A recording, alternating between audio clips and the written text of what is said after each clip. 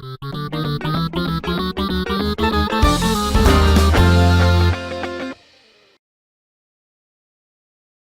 everybody, welcome to Game Mess Mornings with me, Jeff Grubb, your host from giantbomb.com. Thank you for tuning in. In this episode, we're going to be talking about PlayStation making more money while selling fewer consoles, and it's not backing down from its disc-less future. It's going to be a good one, though, because we have Jason Fanelli on the show. Jason, how are you doing? I am feeling good on a Fanelli Friday. I feel like this week we made it. We did it. We made it. We did it together. I feel like this week kind of dragged a little bit, like in the middle. I don't know about you. I had both feelings. It feels like it flew by, and then when I stopped to think, like, wait, was I just traveling on last Sunday? And it, like, God, that feels like forever ago, and we're only just now getting to a point where, like, I won't be working on a weekend. When I think about it that way, it's like, oh, it really has dragged. So yeah, I'm glad we're here. We made it. You're almost there. And that, I have to say, that road trip was very entertaining. Anytime now I go to visit my sister's chicken farm, I will think of Mike Minotti. I think we should associate Mike Minotti with chickens. Yes. Uh-huh. Well, it's better that than apples, I guess. Yeah. But yes. But yeah, that looked like a lot of fun. You guys are you're nuts in the best way, and it's very entertaining. I have not watched the panel yet. I do have to watch the Mysterium panel still, but definitely had a lot of fun watching that road trip. That was a good time. Thank you. Yeah. And we'll have the travelogue. Dan's working on it right now. So, there will be a lot more from it because we sent him a lot of footage, and he's chopping and screwing that up right now. All right. So you know what? Let's get into things. It's Friday. There's no point in dragging it along any further. Let's just get on with the damn show. Thank you for watching, everybody. We're Giant Bomb. We're internet video game doofuses. I appreciate everyone who supports us. When you do that, you're supporting independent games media. It ensures we can keep doing stupid, silly things like the road trip, or like when we do Summer Game Fest and we do GB at night and all that stuff. All that's possible because you all are at our backs and ensuring we can keep doing things the way we like. So thank you to everybody who has supported us. If you want to support us, you can go to giantbomb.com/join, become a premium member. That is, it really does make a big difference, and it gets you access to ad-free versions of our shows, gets you access to premium exclusives. We, like I keep saying, we continue to work on Cat Jerfman, which is our first premium blight, where we're going to start bringing in some of our other friends to be blighted and keep those things pretty special, starting with Jerf playing Catwoman for the GameCube. We're keeping that under wraps for a reason. You need to earn the right to see this man playing this game in that costume. It's quite a beautiful thing. Oh my God. Yep. So that's happening right now. Of course, there's This is the Run Sewer Shark. New episodes of that are going up a couple times per week, most of the time, unless we have something else special like 9 Lives. There's a new episode of 9 Lives happening. One of the best edits Will's done so far. But people should go watch that episode if you haven't caught up. Just go watch this one right now. It's really worth it. As far as this show goes, though, most weekdays Jeff Grubb, will help piece your gaming life back together. That includes breaking news and maybe even some of our own original reporting. For all these topics, I'll get the input of a bona fide expert who will make me look smart. If you are watching live on Twitch, welcome. You can always listen to the show later on podcast feeds by searching for Game Mess Mornings or find the RSS feed on giantbomb.com. You can also catch the show later with chapters and timestamps on YouTube. Hello, YouTube. All right, we have a lot to get into, so let's start the morning mess with PlayStation's profits jump despite declining PS5 shipments and playtime. Sony's gaming revenue barely moved during its latest quarter, but operating income increased 37%. That sounds great until you look a little bit closer. PS5 shipments dropped sharply, third-party software weakened, and total PlayStation playtime declined.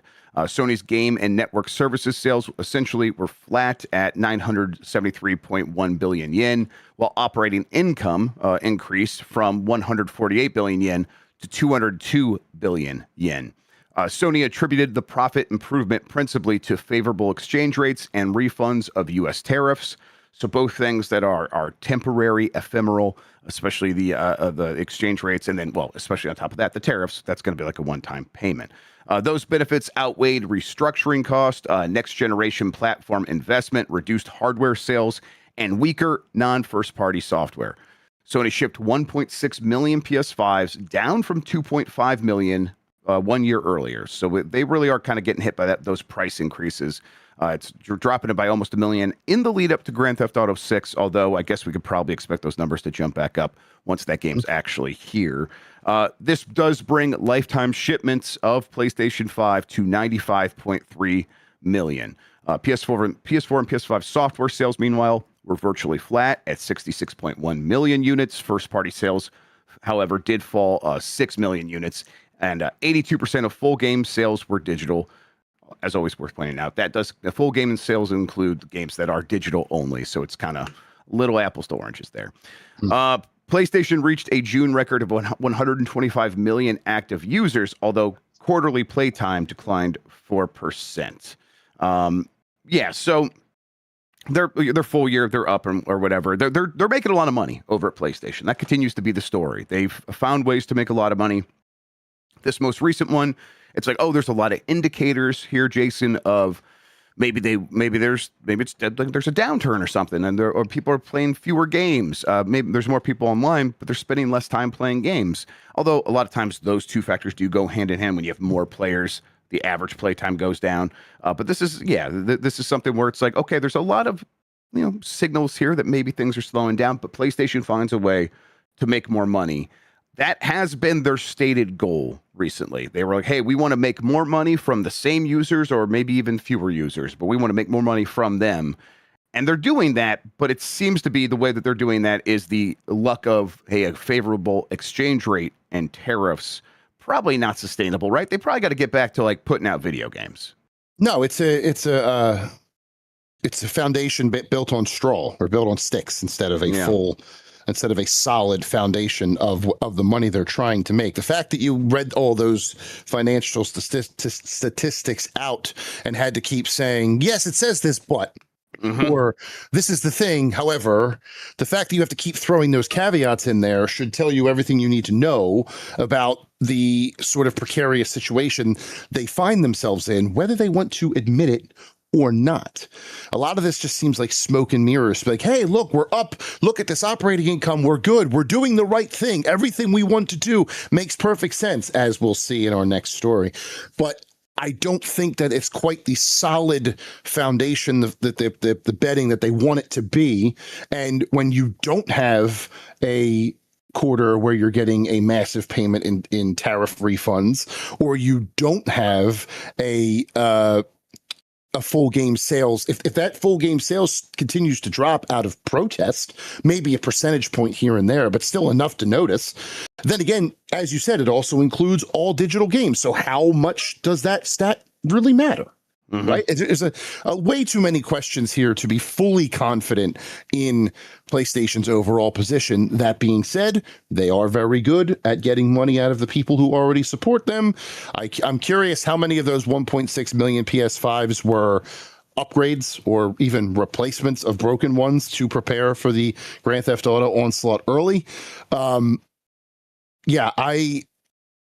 a lot of impressive big numbers, but none that I'm like, yeah, they are doing the right thing. Right. Nothing that like goes like, oh, they've found the cure to what ails them or whatever. Exactly. Like, we talk about these companies desperately needing growth, big returns, and that is nowhere in these numbers for the most part. I guess you could say PlayStation reached a June record of 125 monthly active users. Okay, that's growing. That is a record for June. And that does suggest that they have a foundation there to build on. Can you get those people to spend more money? Kind of feels like everyone's tapped out already. So that's the suspicion I think most people have, that we have as consumers, right? We feel that way. And I like, does that extrapolate across the entire user base? I think most of us would put our money on, yes, that does extrapolate pretty well to the rest of the user base, that everyone's feeling pretty tapped out, and that when PlayStation is looking for an extra dollar here or there, that's going to be harder and harder to come by.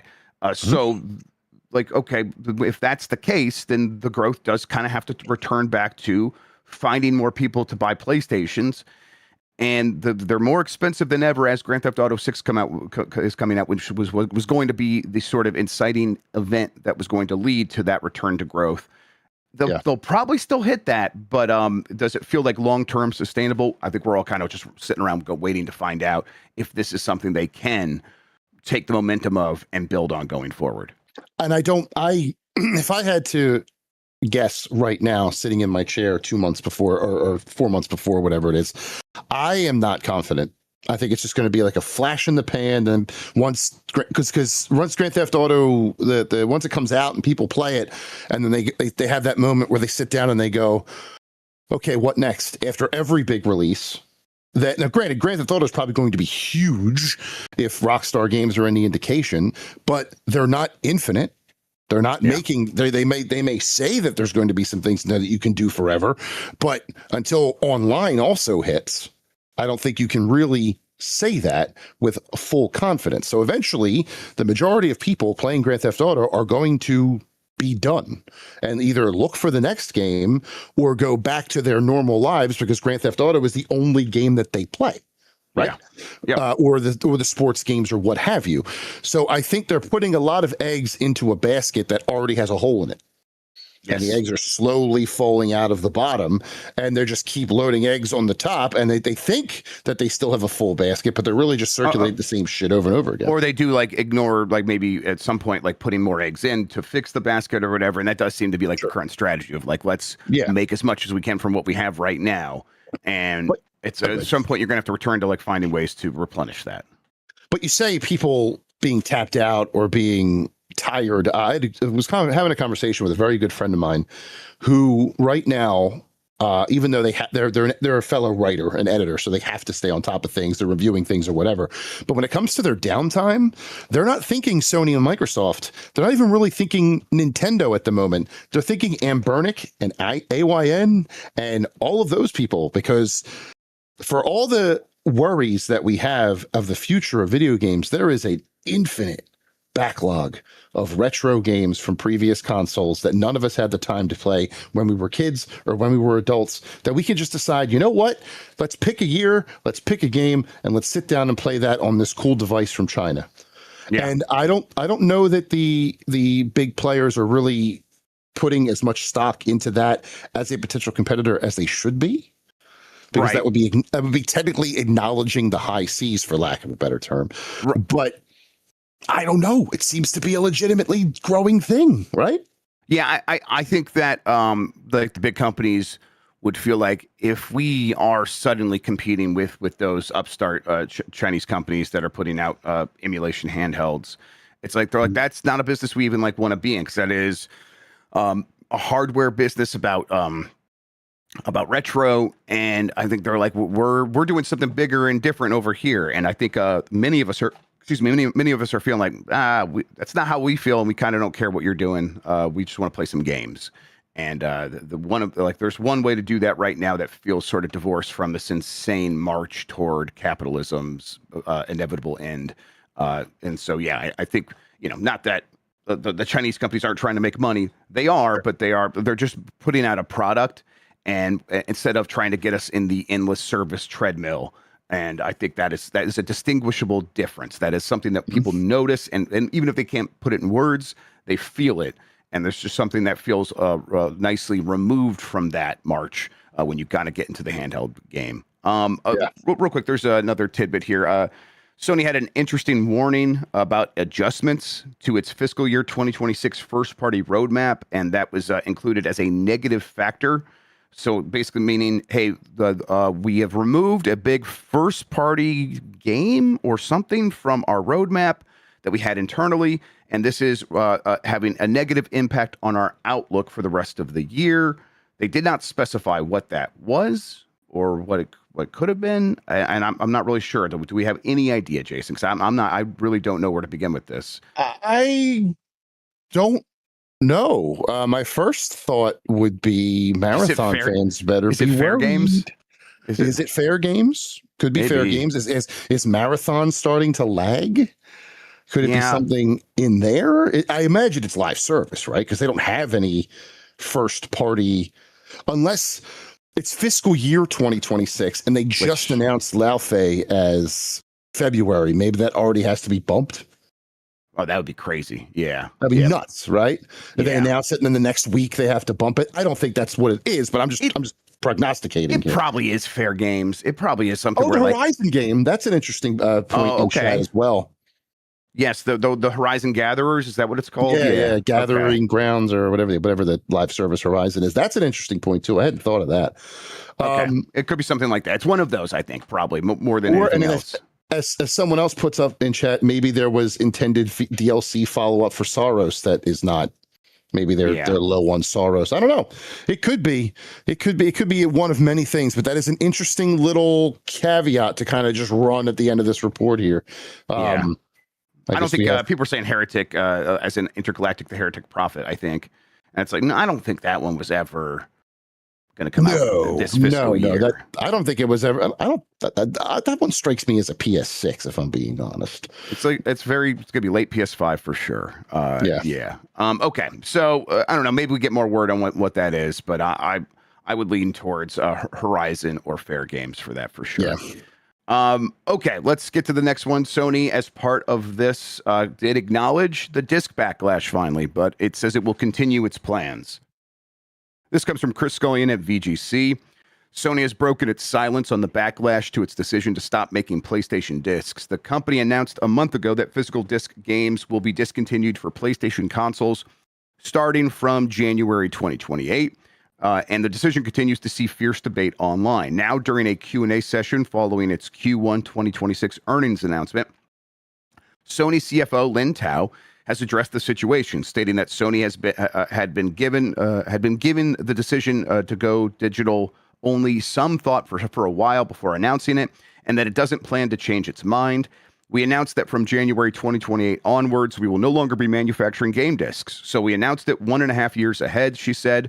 This was interpreted by Sony for us. There are various reasons we made this decision, the biggest being that digitalization of contents overall has been progressing. That's the big factor. It's not just for PlayStation, but for all kinds of content. Digitalization is progressing. And so when we think about the future, we put in a lot of thought and time, and we cautiously considered this, and we came to this conclusion, and we're going to cautiously move this forward. Tao also acknowledged the backlash to their decision on social media for the first time, stating that while Sony was aware of players' reaction to the news, its focus was on how to keep them interested in PlayStation games when it does go all digital.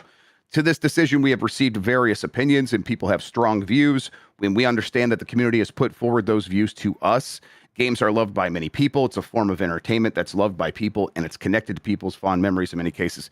And so we understand those emotions. We want to consider that, and in the future digital ecosystem, how do we engage the gamers is something that we would like to continue to explore. So a couple things here. First of all, the fact that they did even acknowledge it, to me, is like, they recognized they had to say something to the investors and the analysts who were going to be asking questions, because they were very likely going to bring it up. So that is Sony sort of acknowledging that the backlash is too big to ignore. Right. But of course, they're saying they're going to move ahead with it. I will point out that Sony CFO Lin Tao is the person who said their goal right now is to make more money from the people they already have, and this decision is 1,000,000% in line with that, where it's like, how can we improve our profit margins? Well, there's one thing we can do, and that is cut out the profit that we share with retail when we put out a physical disc. If we are putting out digital codes, we can sort of renegotiate that side of things. If we are still going to sell codes in stores, we can get that's part of the line here is they're going to get a much bigger percentage cut. Sony is, if they're selling codes codes in a box. And then they also expect more people just to go to the PlayStation Store instead, since essentially there's no difference now between getting a code in a box and getting a code on the store. It's going to function the exact same way. So they're going to be able to cut out a huge percentage of profit that was once going to retail stores. And that is something they don't want to give up. So that is like where their narrow focus is at this moment. And so, Jason, do you feel like, is there any crack in this right here where it's like, it feels like there's a chance for people to help convince Sony to reverse this, or is the momentum too strong? I think the fact that they are acknowledging it at all is a sign that there may be a slight crack in the armor. I do agree that their tunnel vision is very, very strong and very, very focused and very, very narrow. But the fact that this even was even brought up, they could have simply said no comment. We have nothing to say. We're still going to do it. But they acknowledged the players' backlash, and all that's going to do is empower more backlash. They're listening. Keep it up. Right? I've been on the internet once or twice. I know how this works, and I'm sure you do too.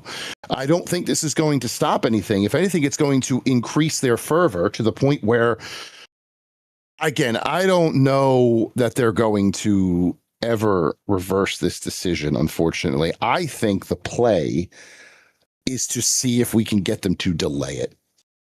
Yeah. You know what I mean? Right. Maybe delay it for a little while and have them reassess, try to find a different way to increase those profit margins. I don't think that they're ever going to fully cancel it. I think this is something they are set in their ways. And it's also something, as awful as it would make them look, that is reversible, right? Yep. If they do this in January 2028, and it's such a disaster that they have to reverse course, they will have egg on their face, don't get me wrong, but it is something that is possible, right? Yeah. I don't think you should let down the pressure. I don't think you should stop telling them that this is something that bothers you, if it bothers you strongly enough. I think this is absolutely a cause worth putting time and energy into, especially for those in rural areas where the internet sucks, and for those who count on things like bargain bins to be their gaming outlet, which still happens in this day and age, despite what Sony and Microsoft would tell you.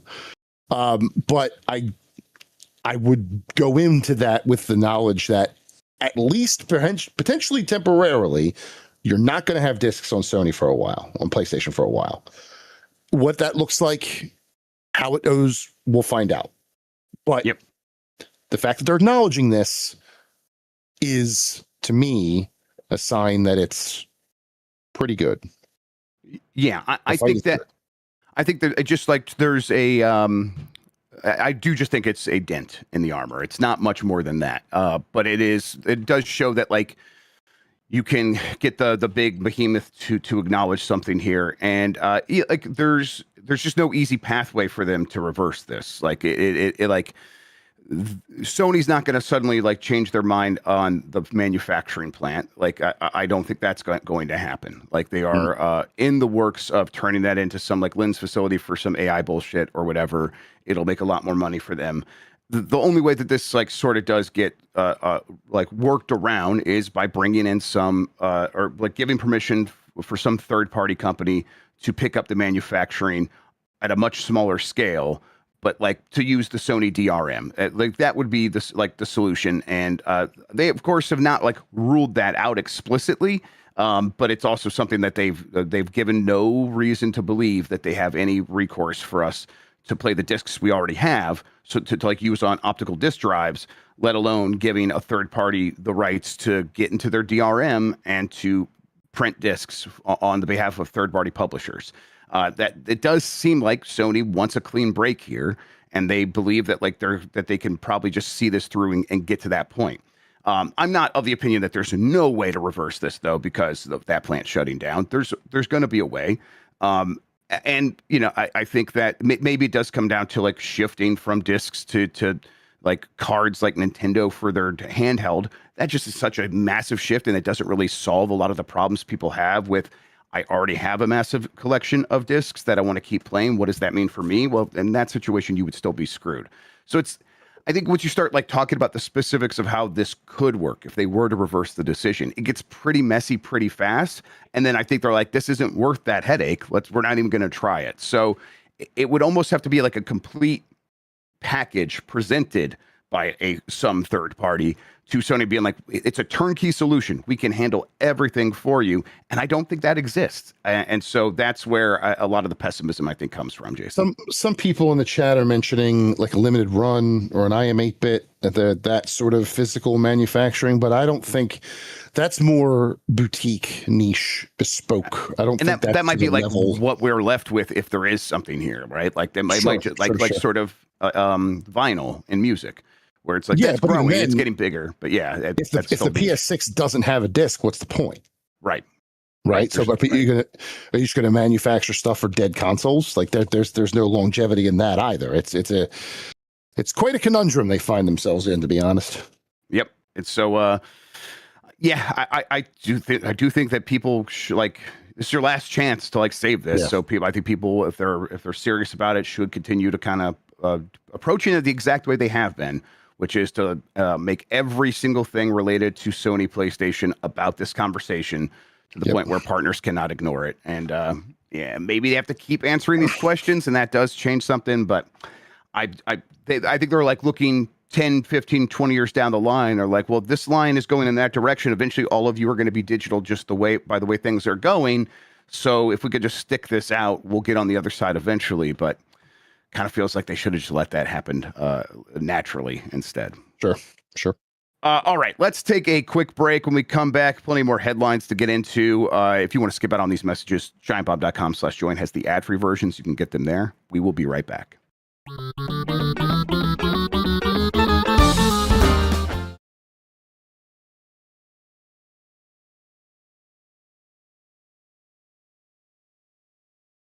It's Game Mess Mornings. I'm Jeff Grubb. That's Jason Fanelli. Jason, how was MagicCon? Amsterdam is amazing. It's great, I don't isn't know if you've been there. I've been there. Yeah, I went there for a gaming conference that was very business focused, but it was excellent. Man, what a cool place. Yeah, it was the first time I'd ever been to Europe, let alone just Amsterdam. Cool. So that was cool. The amount of bikes I saw and people on bikes was like heartwarming. Like yes, I didn't think biking city. Yes, and I've quickly learned that there was a bike path and a walking path, and if you were walking in the bike path, they did not give a fuck. They would run your ass over with impunity and yell at you saying you deserved it. But the con itself was really cool. I had 4 big pieces go up, 3 on GameSpot, 1 on Kotaku, talking with a whole bunch of people designing the games. And we did a whole big thing on the Secret Lair stuff. We could talk about that at the end when you ask what I have going on. But Amsterdam was amazing. Walking everywhere was nice. We were at walking distance to the convention from our hotels, just walking down the little street, seeing all the shops, getting dinner at I had a chicken, like some sort of chicken sandwich at some deli, some Italian deli right on this main street. Man, I'm still thinking about that. It was so good. But yeah, it's very cool. Very, very cool city. And I hope to get back there next year because they're going back. 4 MagicCons next year. Detroit. Oh, really? Tokyo. Ooh. Las Vegas and Amsterdam. Okay, hell yeah. Well, maybe I can come visit in the Detroit one. Come to Detroit. Come see a MagicCon in Detroit, Grubb. When is the Detroit one? February. It's the first one of the year. Okay, maybe I can go see like a Lions game and then like stay in town or whatever for it. Okay, that could be fun. All right, let's see here. Man, Amsterdam. When I was there, I remember like making a point to go visit the like the bridge where they had the first stock exchange and just go like, "You fuckers don't know what you did to us." You mentioned that there. I saw in front of some of the apartments on the street there were these golden squares talking about history. And if you look, I took a picture of one. If you look very closely at the golden square, it's got the name of the person who lived in that apartment during World War II, during the occupation, what time they were removed from their home, and what time and what day, not what time, what day, and what day they were removed from their lives. It's and it's just, these squares just line the streets. It's not a plaque. I would not call it a plaque. A plaque commemorates, in my opinion, something a little more positive. This was not good. Yeah. Maybe definitionally it's a plaque, but I don't call it a plaque. Right. I didn't call this particular thing a plaque. It was very sobering. Yeah. That's to realize what that was. That's, you can walk around any corner in Europe and find something like that a lot of times and say, oh my God, it can hit. Yeah. The Lions are going to be playing in February. Everybody, you don't know what you're talking about. They're winning the Super Bowl. They're not. Absolutely. Don't worry about it. All right. Let's see here. Xbox boss Asha Sharma says console is the core of its strength. Okay. Asha Sharma told employees that Xbox must return to player and revenue growth by the end of fiscal 2027 next June and restore profits to industry norms. Her 4 priorities are: the core is strengthen the platform led by console. The content plan is to turn games that are already popular into bigger global franchises. It's nice to want things, once again. Creation, basically the idea behind this is establish Minecraft as a creator platform, as like the platform for creators, and to expand the worlds fans are already love by connecting them more in these games. A lot of just easy things to say. Words are cheap sort of situations. The most consequential statement is that console generates the majority of Xbox revenue, though, and remains the foundation of its audience and is still the company's flagship experience. Xbox will also organize its studios less as decentralized individual teams and more around its strongest franchises and most promising new concepts, which is what we've been kind of hearing recently. That's part of the big reset or whatever. Sharma's timetable calls for a return to growth in fiscal year 2027, meaningful acceleration of growth in fiscal year 2028 and 29, and sustained double-digit player and engagement growth with industry-leading margins by 2030. She says 3 Xbox franchises already generate more than $1 billion annually. She didn't say what those were. It's got to be like Minecraft, Call of Duty, and Candy Crush, probably. Though she did not identify them, and promises a greater investment in Minecraft King and Microsoft's casual games operation. Is that okay? So I think when we look at this, Jason, it's a bunch of stuff where it's like, yeah, of course you want to make money and you want to see growth and you want profit. What is really like taking your games and turning them into global franchises? Haven't you been trying to do that for years? What is different here? I think she just every morning she has her little business alphabets and she makes the words and she eats the words and she's like, ooh, my vocabulary's rising. This is what we're going to talk about today. She ate a lot of alphabets on this during this interview, didn't she? Mm-hmm. She even came up with the 4 C's. Man, the only thing this is missing to hit business lingo bingo is synergy and paradigm. Like, what the fuck are we doing here? I bet they're in there somewhere too, yeah. What is this?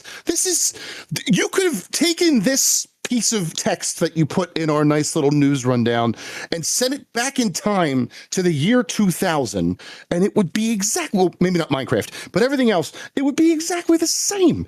What? Turn our games into global franchises, strengthen the platform led by console, expand the worlds fans already love. What the fuck is happening here? And like the goals themselves, like double-digit player engagement growth and industry-leading margins by fiscal year 2030. That's aggressive. That is no different. Like Phil Spencer was well known for having very aggressive goals for the company, and it didn't lead to much because the games weren't delivering. And when we look at this and we see the recent layoffs and the morale declining across the board at Xbox, are we really expecting the games to be better going forward? I'm not. That needs to be like the thing that they're doing first and foremost if they're actually serious about all this. And none of the decisions, other than this idea of we're going to sort of change the focus of the studios being autonomous and on their own over here to being like, they're going to be focused on our biggest pillars and we're going to kind of tell them what to work on. That's the one change, and I don't think that changes much. Somebody in chat just pointed out something that's probably true now that it's in my head. Copilot definitely wrote this, didn't it? Oh yeah, of course. Copilot definitely. She asked Copilot, and Copilot spat out a bunch of shit that was. I think she does that for everything, literally. Yes. Yeah, it was obvious and what she wanted to hear, and bang! Now we're talking about core content creation connection, the 4 C's of Xbox. Yeah, like I go back to my buddy who told me he was getting tired of gaming and looking back at retro, and I'm finding it hard to argue. I mean, we're coming into one of the most active release schedules in some time between next week and Grand Theft Auto in November, and I have 2 reviews lined up, which is great, but and from a freelance perspective, I'll probably have some more, but like, I just have no desire right now. I'm playing Tomodachi Life still. I think I'm approaching 100 hours of Tomodachi Life. Tifa Lockhart and Homer Simpson divorced yesterday. It was a tragedy. No, that's their son Lockhart their son Lockhart is very upset. It's just I find it so hard to be inspired to play current video games for fun now. Yeah, it used to be the only thing I did. I mean, there's definitely like indie games where it's Terratech Legion. I'm like, man, just give me a video game, mass video game. That's so easy to play. But yeah, the kind of constant, I don't know, at least from these bigger companies, it's very easy for me to get jaded very quickly about them because they just don't seem interested in the same things that we're interested in. Which I just don't think has changed here with Xbox. But the way she lays this stuff out, I don't think like she's suddenly moving this company in a direction to be more in line with the people who are very excited about Xbox consoles still, which is a dwindling number, let alone being able to sort of capture people who are like set the Xbox aside as even a possibility that they're going to invest in. They have like they have a huge uphill battle, and so far the weapons that they have deployed there to sort of get people excited again are a couple of exclusives: Gears of War E-Day and Clockwork Revolution. And I think, I mean, if we ask people, I don't think most people are going to go out and buy an Xbox for either of those. And even if they had a list of that was like 10 games deep at this point, I mean, they really just need a couple of ones that move the entire world, and they've not been able to deliver one of those in a very long time. Now, see, they compare this to the PlayStation story, right? Because they kind of sound the same in terms of their overall goals. Yes. PlayStation has the built-in fan base that they can milk. Yes. Xbox might have one, but it is not nearly the same size. And they've definitely sort of alienated a lot of them. Yes. Yes. So they are very much on the back foot. And it says a lot that PlayStation came out with this no more discs thing and super PR focused all of a sudden. We need to put our best foot forward. Xbox hasn't said a damn word. Yep. That sort of tells me that they're just as much in this to maximize profit too, that which I already knew. But the fact they didn't immediately come out with the riposte, let's say, when we're keeping discs, just like Sony did to them in 2013, that said a lot. They're not as serious as they could be, right? And so what does that really tell us about the rest of this? It's like, there's probably not as much serious thought going in behind this as you might think, and I think most people don't think there's much going into it at all. So definitely. All right. People point out like, man, Perfect Dark Vow 2 stuff that like people were excited about.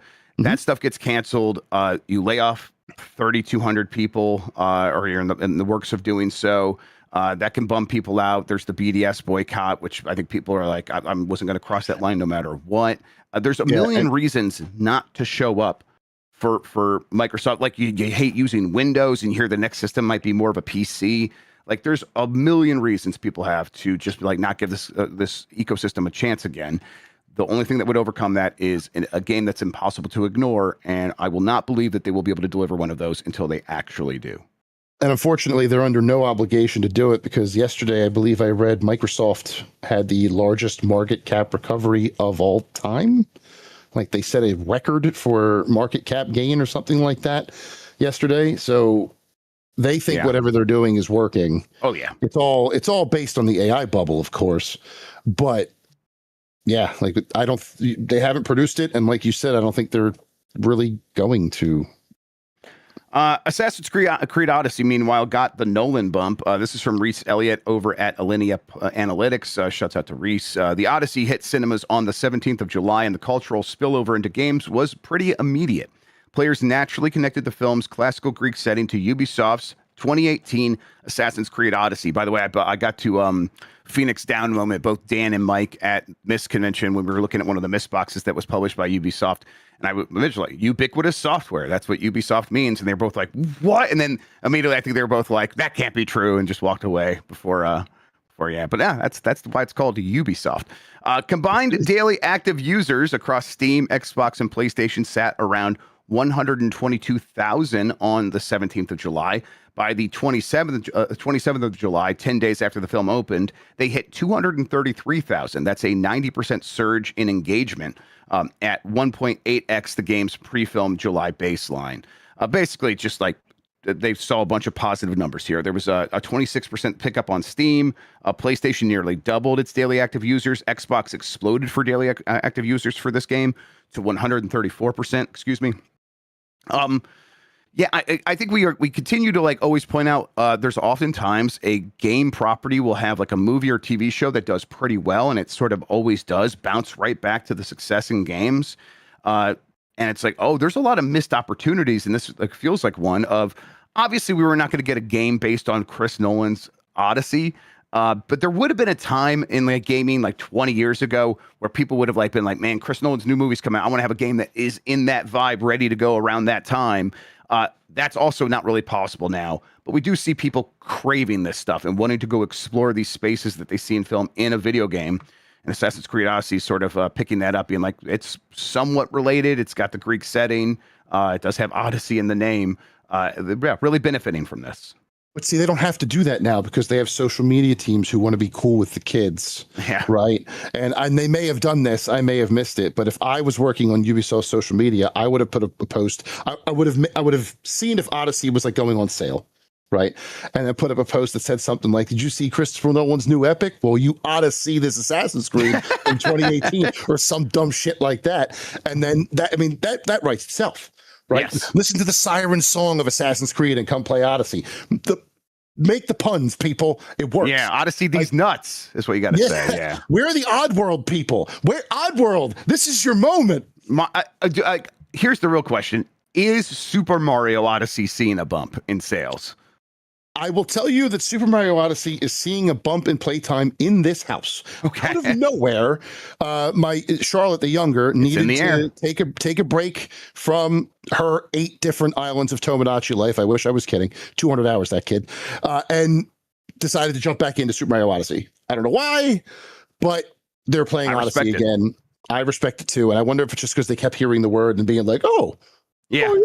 They have no idea why. They're just like compelled to play Super Mario Odyssey. But yes, as far as like general stats, I am genuinely curious too if Super Mario sees the bump. I don't think it will. I think it's more about the Greek portion.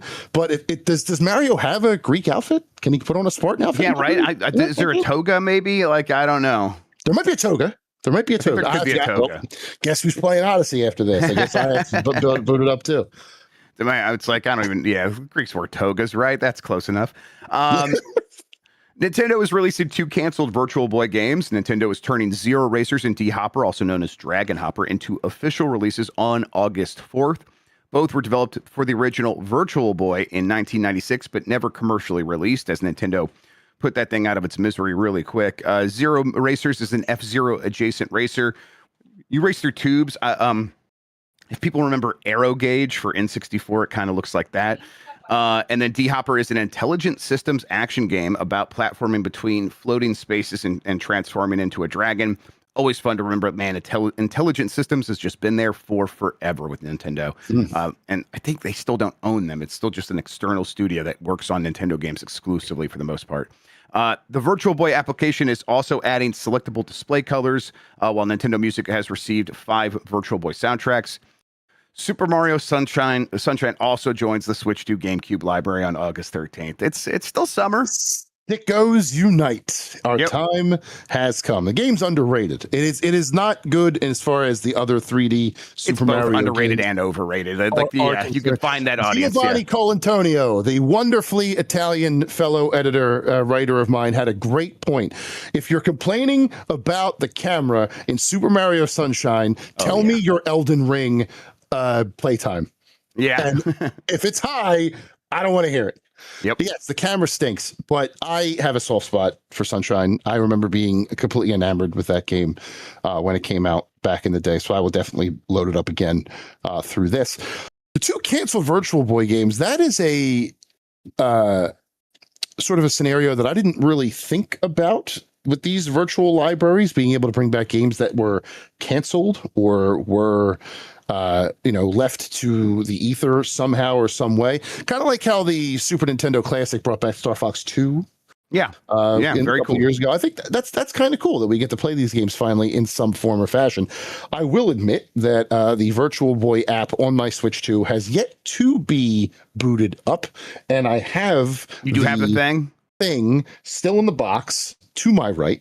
I just have to sit and open it and get myself to do it. But that goes back to what we were talking about, just not being inspired lately. Maybe Zero Racers and this tubular courses. The internet is a series of tubes. So is Zero Racers. Zero Racers. Will convince me to do that. I'll check out D-Hopper. That's Intelligent Systems has always been one of my favorite studios. Even when they put out that Abraham Lincoln steampunk strategy game that really just absolutely Codename stunk. Steam. Yes, that stunk up the place. Yes. What a weird game that was. I remember being at E3 and being like, all right, Nintendo's got like a secret game they're going to announce in this room. Let's come see it. And it was Codename Steam. And I was still excited because I love intelligent systems. And then I played it. Yeah. Reviewed that game. All right. The Lego PlayStation is reportedly coming in October with a limited time Astro Bot set. This is from Chris Scullion at VGC. More information on the Lego PlayStation set leaked earlier this year has emerged. Back in March, insider Lego Minecraft Goat, who has a lengthy track record of leaking upcoming Lego sets and their pricing, stated that a Lego replica of the Sony PlayStation was in the works. The report claimed that the set will cost $160 and will consist of 1,911 pieces, including at least the console and one controller, never forget. Now Lego leaker BrickTap has given more information on the set, including a likely release date and news of a gift with purchase promotion. According to BrickTap, the Lego PlayStation will be released on October 1st and will be accompanied by a gift with purchase promotion, including an Astro Bot set, like a tiny little set based on Astro Bot. The official Lego site frequently adds gifts with purchase sets as part of a limited time offer alongside major set releases. These aren't sold by Lego as individual standalone products and can usually only be acquired as part of a promotional deal. So we're going to get Astro Bot, but you have to show up early and often to get it. I like Astro Bot a whole lot. I like these old console builds that they've done for the most part. I think I might have to talk myself out of not doing this or into not doing this because I have several unbuilt Lego sets sitting over there. And if I add another one, I'm going to have so much guilt. I'll never bring myself around to actually start building them ever. So I need to just build a set and then maybe buy this. Well, then start building because I think I need to start building. Yeah, we've met a couple times, Jeff. You're going to be there. You're going to line up for this one. I know. Just start building it now.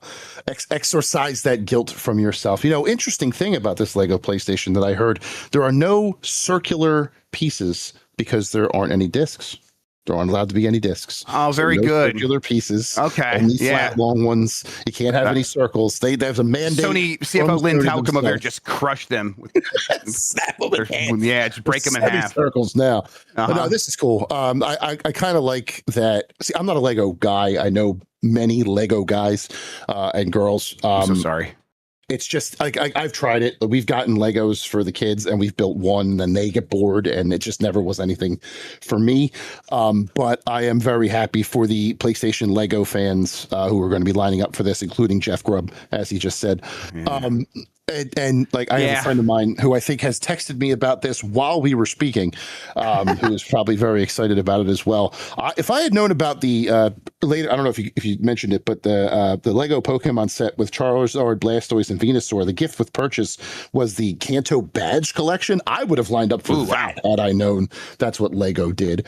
But yeah, this is cool. I think Lego is really coming into its own, sort of, as it's always been there, but I think it's figuring out this video game stuff pretty well. I think it would have been easy to sort of okay, we're going to get a bunch of video game licenses or work with partners in the video game space and kind of not phone it in, but just get it wrong, miss the mark.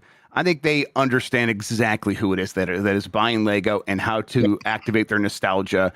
And the fact that they're pairing this up with Astro Bot, it's like they full, because that's the audience. It's also an Astro Bot. It's got a bunch of callbacks to previous PlayStation things. It's smart stuff. All right, a couple more stories we got to get through. Orbital's Friend Pass will provide easier co-op and a free demo. This is from Jim Norman at Nintendo Life. Honestly, we thought we couldn't be any more sold on Orbitals after we went hands-on with it earlier this month. The magic of game share meant that the Switch 2 exclusive was already going to be pretty darn accessible. But Shape Farm and Kepler Interactive have announced this week that the game will also get a global Friends Pass app, making it even easier to play with a pal. Much like what we've seen previously with Hazelight joints like It Takes Two and Split Fiction, the Global Friends Pass lets you play online with a pal even if neither of you own the game. You'll be able to download the Global Friends Pass app even if one or the other doesn't own the game, I think is what they mean. And then as long as your pal has a full copy of the game, they'll be able to invite you along to play completely free of charge. So it's it's cool. There's multiple ways to do this now. So they do have game share. So that is the streaming version of one person has it and they stream some other like, because it is like two different perspectives. Game share still a little bit magic to me, where it's like, I guess you probably are downloading some client to be able to replicate both games at the same time. But then this is the Game Pass or sort of game thing where it's like, hey, if there's a code here, now you can play it at no additional charge. Basically, we're getting 2 copies of the game. So this is smart because Orbitals is a game you have to play with another person.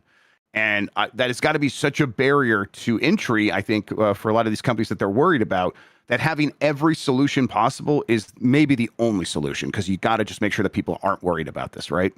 Yeah, you're going to have people who just like to play games by themselves, and when they hear that they're not going to be able to do that with this, immediately turn off. But there are people who will be enamored enough by the look of the game and the critical response, whatever that may be. I assume it'll be good. I've heard nothing but good things about this, that they're going to want to try it, and to make that, like you said, barrier of entry for co-op play as low as possible, and pull every lever you can, makes perfect sense, especially for a new IP, which already has that obstacle in front of it. I think this is very smart. I think it's very cool. And I think it's going to sell more copies of the game than people will realize. I think this could be, just by giving people the chance to try it, they're going to say, oh, I want this for myself. And then they sold another copy. I think it's very smart. Yep. It's a good deal. And even if it's, I bet you're right that it does lead into selling another copy of the game. But even if it didn't, like this, it like just gets that initial person to be like, sure, I don't have to do the rigmarole of going into sales pitch mode. I don't have to turn into Leonardo DiCaprio on the phone being like, this is the most exciting thing that's come across my desk in the last 6 months. That whole thing, that meme that goes around, you can just be like, I got something for you. Just turn on your Switch 2. And then trust me, and like that is so much easier. And then that the initial person who actually does spend the money on it, that it's such a relief for them that they don't have to go through that they're much more likely to make that purchase. It's just smart across the board. And then locally, you only need Switch 1. According to this, that is right. It's a Switch exclude. Oh, that's right. Yes, that's right. Okay, yes. If you're doing the local game share sort of thing, you could the Switch 1 can play there because it just acts like a Switch 2 in that scenario. That's right. Yeah. So cool. which is even lower barrier. But man, that's great for families. Yes. All right. EA says Saudi takeover deal is set to close next week. Basically, they've gotten through just about all the regulatory hurdles. This is rough because I was talking to Mike about this last night, Jason, and it's EA is already in a situation where I think we look at them and it's like they are trying to just grasp us and squeeze every dollar they can out of us based on what they're already putting out, which are these games filled with microtransactions. Anything that was interesting that they were putting out is very few and far between. The one sort of non-sports game they're putting out this year is Star Wars Zero Company, the Respawn like basically published game that they're making with a partner that was a bunch of former XCOM people. It's an XCOM Star Wars game. Okay, that's cool, but that's like the one thing they have. That is before they're going to be saddled with a $20 billion debt on their books that they're going to have to service before they pay anyone going forward. They're going to have to pay like the interest payments on that going forward. And so that's money that just goes out the door and will not be able to go back into making more and better games. And they're already not making a lot. So I think my outlook on this is extremely grim, and a list of bad news that we just have on the show constantly. This is another one that's like, oh my God, it's just going to get worse for the EA, who is already terrible. Yeah, I don't like this one goddamn bit, if I'm being honest. I shouldn't be surprised. It's been looming over our heads like the sword of Damocles for however long since it was first announced. This sucks. This sucks. As someone who has a soft spot for SNK, a nostalgic soft spot for SNK, having to deal with that Saudi involvement. I don't think about. I just don't. When I see SNK, my mind does not immediately go to Saudi Arabia. So I get excited for the first 5 seconds, and then I go through the grief again. It's like you experience the grief all over again every time. And then you remember that Cristiano Ronaldo is in Fatal Fury, where he has no business being, and you're just like, God damn it. This again, we keep talking, I keep going back to it, but it just goes back to I'll just go play the retro versions. Yep. I didn't have to worry about this shit. It's the healthiest thing to do right now for a lot of us. It's like we're not going to like get out of our hobby that we've been in our entire lives. We'll find ways to make it better. And we have a lot of options right now. That It has backlog is nothing to do with all always these there. companies. Yes. That backlog is always there, and it's always getting bigger. So it's but like, what does it mean for like the NFL and for the NHL license? Like, are they just gonna? Because what happens if you I don't know. If anything, those games are gonna like probably make more money in the immediate term because they will do even more monetization, and those leagues will be able to get more pieces of that money, and so they won't be immediately like upset about this, and they'll also be pretty excited about the backstop of like, when it's time to renegotiate this stuff, we know Saudi Arabia's got the money, so we're gonna get paid. Wilson's got the money too. Yes, right? Yes. Well, Andrew Wilson's got the money, and he's gonna get the big payday when his shares vest, and he just fucking gets out of Dodge so hard. We will never see that fucker ever again. We'll see him on a board of directors of some like terrible AI company or something like that. All right, last story. Ocarina of Time fans are really curious what a change in the remake's ESRB rating means. It did get rated by the ESRB. Usually that means we can expect the game sometime soon. We do know this game is 2026. We just haven't seen jack shit from it yet. So everyone's like, what is going on with this thing? On July 29th, Nintendo quietly updated the official store page for the upcoming Ocarina of Time remake. The page now features an ESRB rating of E10 plus and lists some of the content that earned the remake this rating. According to the store page, the Zelda remake includes animated blood, fantasy violence. Not surprising considering the original game and the 3DS remaster both featured swords, combat, and killing. But this remake's ESRB rating is missing something. The 3DS remaster of the Ocarina of Time is also rated E10, but mentions animated blood, fantasy violence, and suggestive themes. The original Ocarina of Time was simply rated E. I think people are wondering if it's they think the fairies are going to be redesigned. Because the fairies, like there was like an upward angle and like you could kind of like see some under boob for like the 5 polygons that were there, and Nintendo marked that, and that's gone. They're like, so are the fairies going to be redesigned, and what does that mean for the rest of the game? Basically, what I'm getting at, Jason, is Nintendo needs to show this because people are losing their minds about this thing already, and we have no idea what to expect. I think it's time we see a little bit of gameplay here, Nintendo, and a small sicko part of my brain wants it to release on the same day as Grand Theft Auto 6. Just go. There's like a small chance that does happen. I would love that. But no, I kind of get where they're coming from here, as that might be something that might happen. But like, as the article points out, Breath of the Wild's fairies weren't exactly buttoned up. That's like some of the horniest characters ever in a video game. Yeah, I don't think anyone. They would make noises that I'm like, I got to turn this down in case someone walks in the room. That's true. Don't worry. A new generation of players are going to have their awakening from Ocarina of Time's fairies. Don't worry about it. All right, that does it for the headlines. We have a poll question from yesterday that we need to get into, and then no new poll question.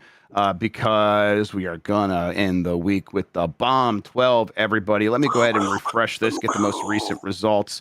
Have you ever used Nexus mods? Man, 69%, nice, said yes, they do, and have used Nexus mods previously. 31% said no. We are a bunch of criminals here, and we're probably installing all kinds of crazy stuff here in the Giant Bomb community. So shouts out to everybody. I really appreciate you guys being on the right side of history, because Mike Minotti would be in the no category, and that's just, come on, man. Grow up, right? Grow up, Jason. I'm going too soon because Ultimate Marvel vs. Capcom 3 Community Edition keeps adding really cool characters, and I really want them. Yeah, get in there, make it happen. I think I'm going to get in there soon and try. I've never modded. I've added one game in my life. I added the Macho Man sounds to Left 4 Dead. That's it. So I need to figure out how to mod things. But once I figure that out, I do really want to check this out. I also think Mike Minotti probably has to use Nexus mods. But he's just like my mortal enemy when it comes to mods, and he knows how to play the part. All right. Let's see here. We did that. Let's go ahead and wrap everything else up. Giant Bomb today, UPF. I think we're playing Machine Party. It's a party game that it's like a creepy party game, kind of has PS1 aesthetics.